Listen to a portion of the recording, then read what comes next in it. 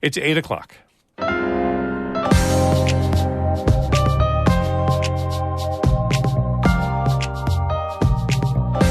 Good morning. This is Northern Light for Monday, July 10th. I'm Todd Moe. Monica has the day off.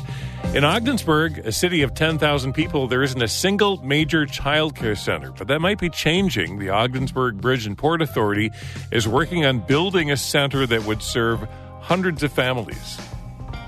By constructing a new childcare facility, family members and legal guardians will be free to join the workforce again in helping new businesses attract employees and grow economically. Also coming up, the challenges of connecting small businesses with the military. Small companies can offer unique solutions to problems, but they can struggle to break into a defense industry that can be frustrating to navigate. The systems in the military, the policies and the technology itself is the most frustrating in the bureaucracy. And as part of our ongoing series of conversations with North Country birders, we catch up with Stacy Robinson, who loves birding in the Champlain Valley. Anything that gets you outside and connects you with the natural world is a plus. And if it includes birds, I think that's even better. All that's coming up on Northern Light. Stay tuned.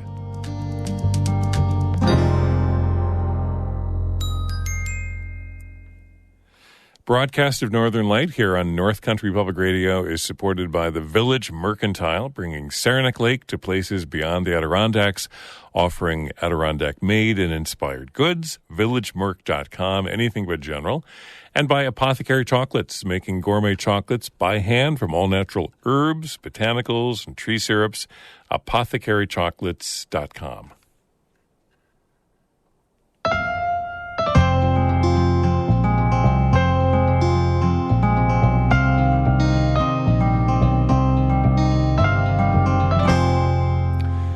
This is Northern Light. I'm Todd Moe. St. Lawrence County and every other county in the North Country have long been childcare deserts, with far more children than spots in daycares. In Ogdensburg, there are a handful of home-based daycares, but in the city of 10,000 people, there isn't a single major childcare center. But that might be changing soon. The Ogdensburg Bridge and Port Authority is working on building a center that would serve hundreds of families. And as Amy Firazo reports, it's a big and somewhat unusual move for an agency known for infrastructure and industry. The Ogdensburg Bridge and Port Authority started talking about building a childcare center in early 2021. Because of COVID, meetings happened over Zoom. Breaking up a little bit. Can you hear me? I can hear you great, Tony. I'll keep talking. No, you're in and out. Over 2 years later, that project is moving forward. They recently celebrated a $2.1 million federal grant.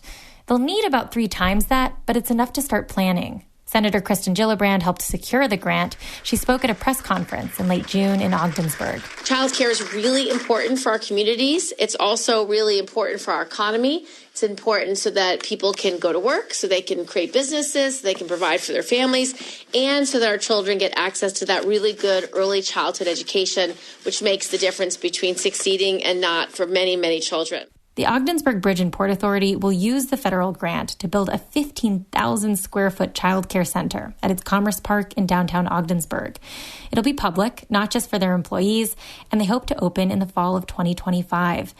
This will be one of the largest childcare facilities in the North Country, and it's an especially big deal for Ogdensburg. The current childcare situation is really not sustainable, and it's extremely detrimental to the community's workforce. That's Stephen Lawrence, the Ogdensburg Bridge and Port Authority's executive director. By constructing a new childcare facility, family members and legal guardians will be free to join the workforce again in helping new businesses attract employees and grow economically. Now, why the OBPA? Lawrence gets that question a lot. After all, they're known for running the Bridge to Canada, the local airport, the railroad. Lawrence's answer is this. They're also an economic development organization, and someone has to do it. With a lot of things, especially things that are public projects, you need somebody that is going to shepherd that through. And the OBPA, we're not going to walk away from it. He says they've got the space, and they know how to build and manage facilities. What we wanted to do is with property that we have in our Commerce Park, is to build the facility and find a partner that could operate that. They found that partner in the ARC Jefferson St. Lawrence, a social services organization that already runs a preschool in Jefferson County. They'll operate the Ogdensburg Center when it opens. I actually reached out to them and said, I see that you're doing this. That's Lynn Petrosky, the ARC CEO. And it just seemed to be a good fit that we could provide services for children because we knew that there was a need. Petrosky says the center will be able to serve 125 kids and create a minimum of 25 new jobs. This is an enormous change in childcare capacity for the area. You know, if you run 12 months and students graduate, I say graduate into kindergarten, on average throughout the year, you could probably touch 300 families. Now, a childcare project of this scope, with an industrial organization driving it, this is unusual, and it signals a bigger shift in how wider society thinks about childcare. This is economic leaders treating childcare like an economic driver, no longer just something for families, particularly women, to figure out on their own. Petrosky says they don't see investments like the one the Ogdensburg Bridge and Port Authority is making very often. It's been amazing. They're very forward-thinking to think this and then to partner with someone like a nonprofit organization to do such a thing. Now, this isn't a done deal quite yet. $2.1 million isn't enough. The OBPA is still gathering funds. They have several other large grants pending, but they're also committing around $1.6 million from their own budget to the project. Stephen Lawrence from the OBPA says this is one of the best ways that the organization could think of to stimulate the local economy. We feel that a kickstart of the workforce is really important to growing new business and fostering overall economic well-being of the area. He's imagining an Ogdensburg where families have easy access to childcare, an Ogdensburg that can even attract new workers more readily. He also admits it's a little personal. His first grandchildren, twins, were just born. You know, I became a grandfather a little older than I wanted to, but anyway, I'm happy with that. But also I can see what my children are going to be facing. It shouldn't be so hard, says Lawrence, to have a family and be able to work. Amy Feiereisel, North Country Public Radio. The North Country will be receiving about $36 million to repair and replace bridges and culverts. About half that funding will go to St. Lawrence, Lewis, and Jefferson counties. When Governor Hochul announced the funding last week, she said investing in infrastructure projects is particularly important in the face of climate change and an increase in severe weather events. Those are especially hard on water-based infrastructure like bridges. June was the hottest month on record globally, and the North Country was not immune. As temperatures rise, a reminder that there are dozens of cooling centers across the region. Those are air-conditioned public spaces that you can visit to cool down during hot weather. The State Department of Health compiles a list of cooling centers each year, and you can find a link to that list on our website at ncpr.org. The retired Lowville police chief and a current sergeant pleaded not guilty to accusations of misconduct last week. 47-year-old Sergeant Philip Turk faces multiple charges, including a felony for allegedly getting paid for shifts he had not worked, then submitting a time record with false entries to cover it up. Former Chief Randy Rogge, who's 59, is accused of authorizing that time record. According to the Watertown Daily Times, both men pleaded not guilty in Lowville Town Court. They were released on their own recognizance and are due back in court in September. The application deadline to take an upcoming deputy sheriff's civil service test is approaching on July 14th. The Jefferson County Sheriff's Office is hoping that people will take it and that open jobs in their office will be filled. Like many other local sheriff's offices, Jefferson County is struggling to fill open positions. Sheriff Peter Barnett told the Watertown Daily Times that in the past, a few hundred people might take the deputy sheriff test, while today they're lucky to see 30. That means a much smaller applicant pool. Barnett says they're also having trouble filling open corrections positions. A New York State bus service is trying to fill a gap left by Amtrak's suspension of service north of Albany. Trailways of New York has added trips to and from Montreal, bringing the total daily number to 10. The company says this allows travelers to go from Canada to Plattsburgh, New York City, and several places in between. Last month, Amtrak announced the Canadian National Railway had implemented reduced speed limits on tracks in Canada due to heat. That led to the suspension of the Adirondack line, which runs from Albany to Montreal until further notice. As of Friday, this week's scheduled train trips were canceled.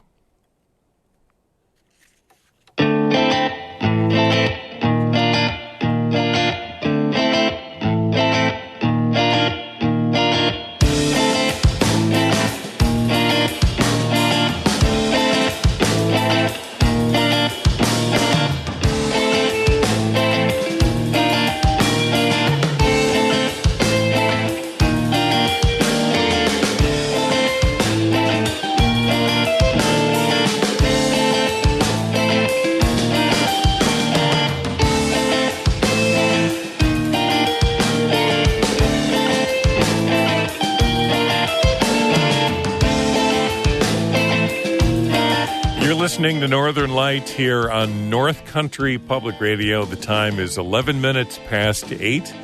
Good morning. I'm Todd Moe. Monica Sandreski has the day off. Coming up in just a few minutes, a Champlain Valley birder will share her thoughts on birding, birds, the environment, and promoting participation by citizen scientists. Conversation with Champlain Valley birder Stacy Robinson coming up in just a few minutes. Stay tuned.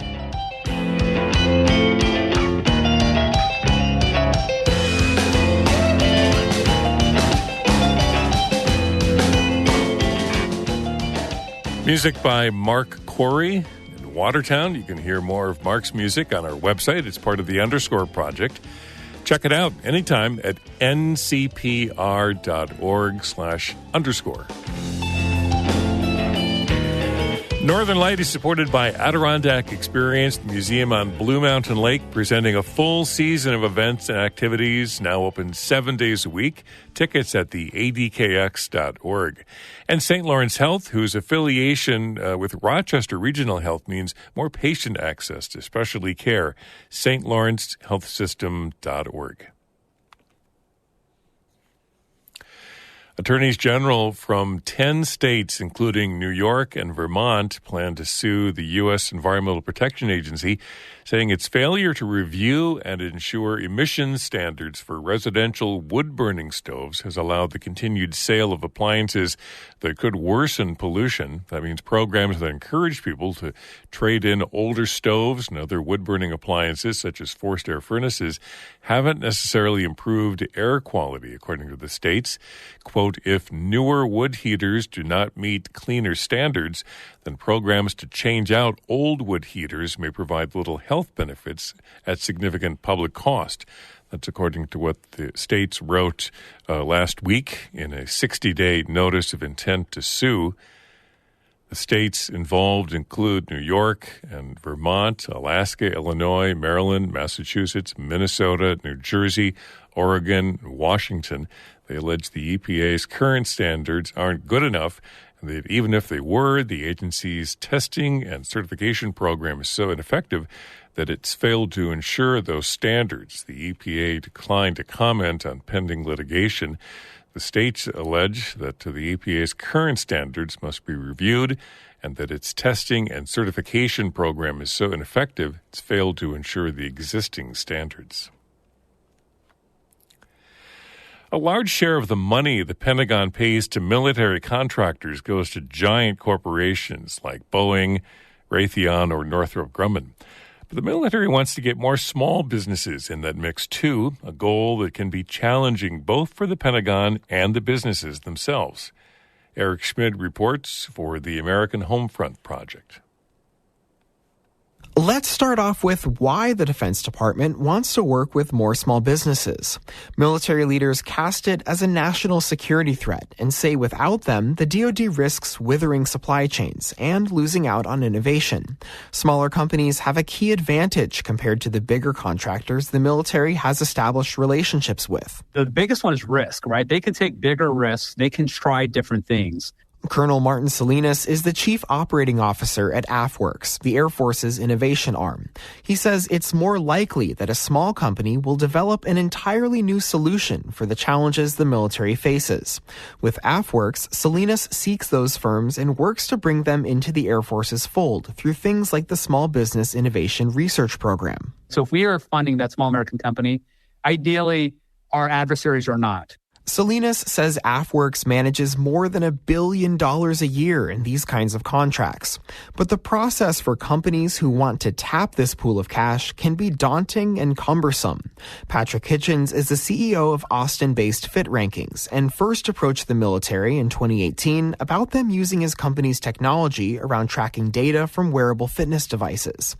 He says his proposal was well received, but that didn't make securing a contract any easier. The systems in the military, the policies and the technology itself is the most frustrating in the bureaucracy. And that started right away. Hitchens says it took months to register his company with the government, and his first application was denied. He says it's gotten a lot easier since he first started, but there is still a challenge in overcoming how the military has traditionally handled working with outside proposals. So if you have a great idea and you want to work with a DoD, if they don't have a requirement for what you have, typically you could not work with the government. Companies can propose their own solutions to a problem the military hasn't explicitly identified. Hitchens says this so-called open topic route is the reason he was able to secure a military contract. For others going this route, it's not clear what the military looks for in these proposals. Ashish Patel is a principal at Drone Domo, also based in Austin, which provides storage and charging for drones that's autonomous. There's not much room for creativity to get the larger vision of the product across. And you just don't know who's reading these applications on the other side. You're unsure of, is this the right way to frame it? Patel says he's noticed how others who've won contracts have a stronger network within the branch they want to work with. It's true for Craig Brooks, the president of Apes Inc., which develops ways to determine how long fleets of aircraft will last. Inside a small shop in St. Louis, he points out the hydraulic press simulating the repeated stresses a part on a military plane endures. The most damaging are the tension cycles. Before he started his company in the 1990s, Brooks spent decades consulting for some of the bigger military contractors like Boeing and McDonnell Douglas. A lot of our, I guess I would call it success, has come from the fact that, okay, hey, we know some of these people out there. Or they over the years, they've seen or heard of our work. Still, Brooks says it's not easy because there's so much turnover among the military ranks. You're having to reintroduce yourself every few years. You have to re-educate them. They are in a constant motion. In recent years, the number of small businesses winning contracts from the DoD has grown. Military leaders say it helps with leveraging all the country's assets to keep pace with its adversaries. I'm Eric Schmid in St. Louis. This story was produced by the American Homefront Project, a public media collaboration that reports on American military life and veterans.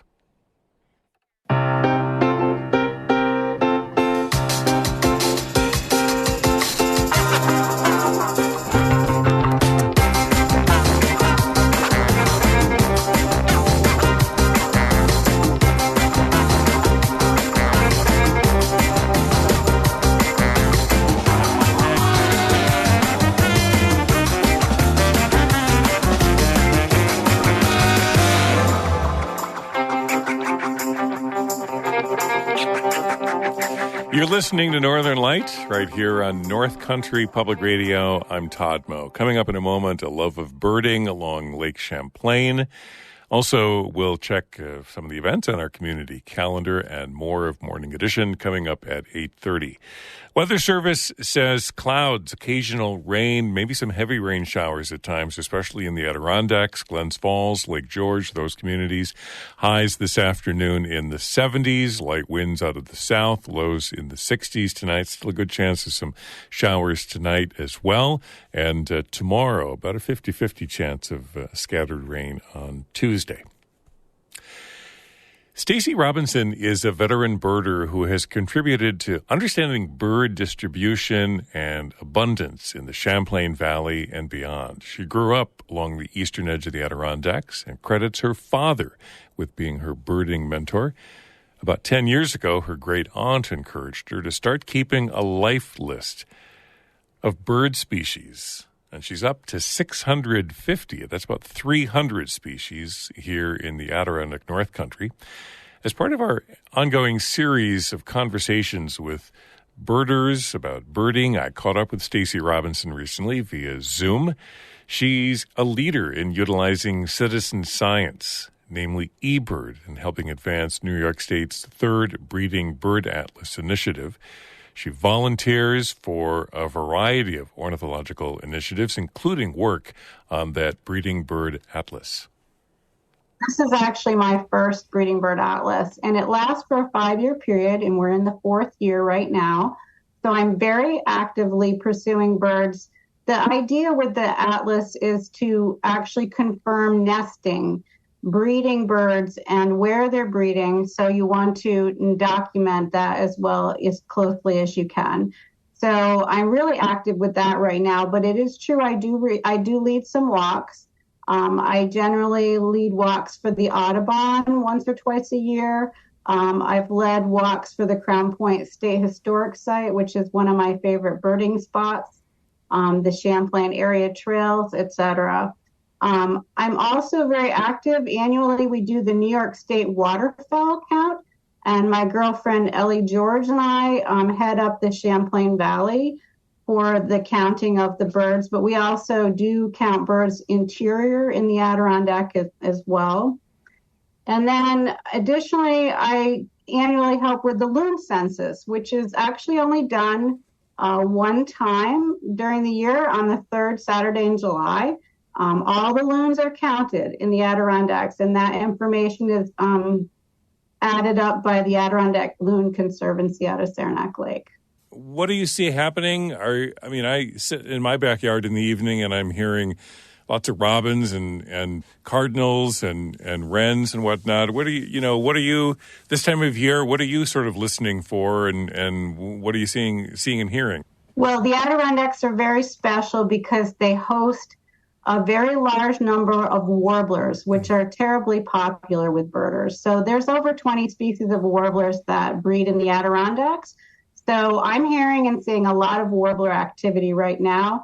We also have vireos and flycatchers nesting, and of course the waterfowl, the ducks, and some various other types like chickadees, of course, and little popular birds, blue jays, and stuff that we see in our backyard. They're all actively breeding right now. This is their peak season. So I'm seeing a lot of parents carrying food and a lot of babies waving their wings, asking for food. It's really fun to see. I took a walk into the Silver Lake Bog 2 days ago, and I met a woman on the trail. She asked me if I had any highlights, and I said, yes, I just watched a beautiful little thrush, a hermit thrush, feeding her young on a log, and she was mesmerized, and I could tell she was a bit jealous that she had just missed it. But it is really fun when you experience those kinds of settings. Yeah. Oh, that's so cool. So why birds? Is there kind of a conservationist side to this for you in terms of habitat and the environment and those aspects? It's just a really good fit for my personality. I've always loved doing anything outdoors. I love to be in a kayak or canoe. I love to be in the woods. And birds are everywhere. And that's the magic with it. I mean, you can sit on your deck and listen and watch the birds. You can be in your boat on a lake and watch the birds. You can be at the grocery store and watch the birds. I mean, it is a wonderful hobby because it doesn't cost very much. You just buy a set of binoculars and off you go. And I just think that it's just an easy fit for me personally. And I do love them. I've always loved birds, but I wasn't always good at identifying them, especially by song. So that took a bit of effort. I would spend a lot of time just sitting on my porch, listening and watching the birds. And I got better and better. And then I went out and looked for more birds in other areas. As far as conservation goes, I do care greatly about the environment, and I love the creation in general. And we have roughly 100 acres here at our property, and we really try to leave it very natural. I don't weed whack around my ponds.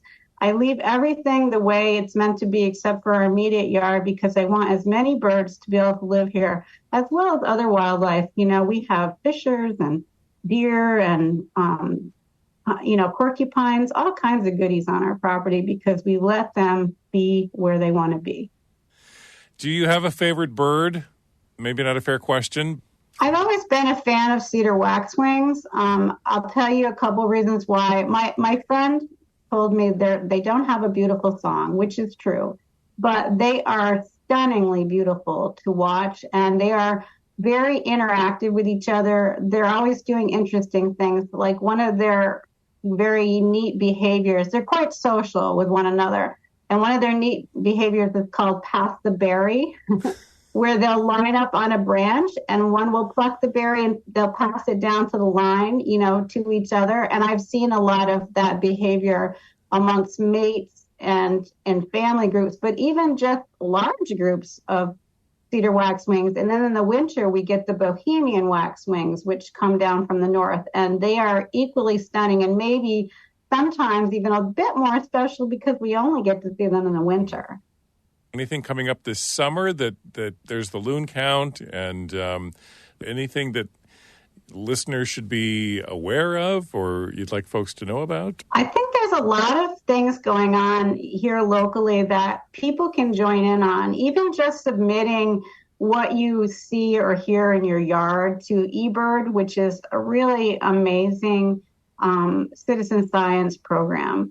And also, if you have a pond that you like to visit, you can join the loon census.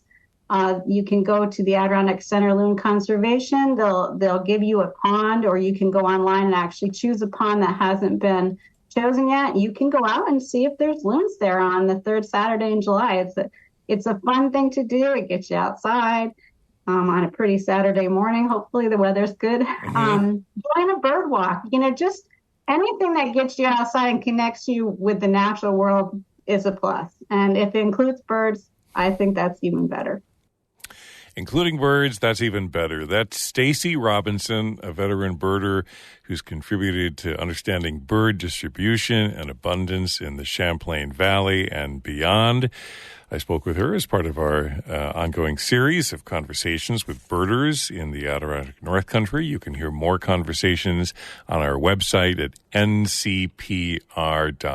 And a little later this morning, we'll post a photo that Stacy took of one of her favorite birds. That'll be on our website this morning a little later at ncpr.org. Check that out. And also, Stacy mentioned the annual loon census coming up. It's this Saturday, July 15th, a great opportunity for Adirondack residents and visitors to contribute to the Adirondack Center for Loon Conservation's ongoing research on common loons.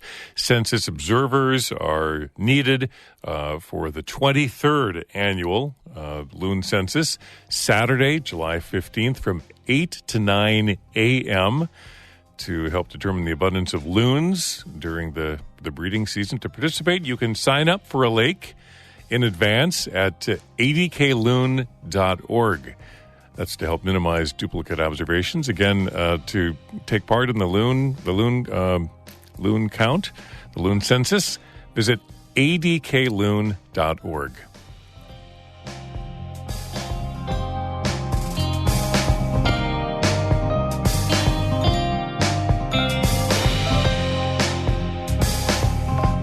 That's Northern Light for this Monday, July 10th. Stick around for news from NPR on Morning Edition. Reach out. We want to hear from you. Record some sound in your world. Use the Voice Memo app or voice recorder app on your iPhone, your smartphone. Share it with us. Email it to Monica at ncpr.org. And listen back to Northern Light Archives any place you get your podcasts. Check it out at ncpr.org. I'm Todd Moe. Thanks for listening. Be well.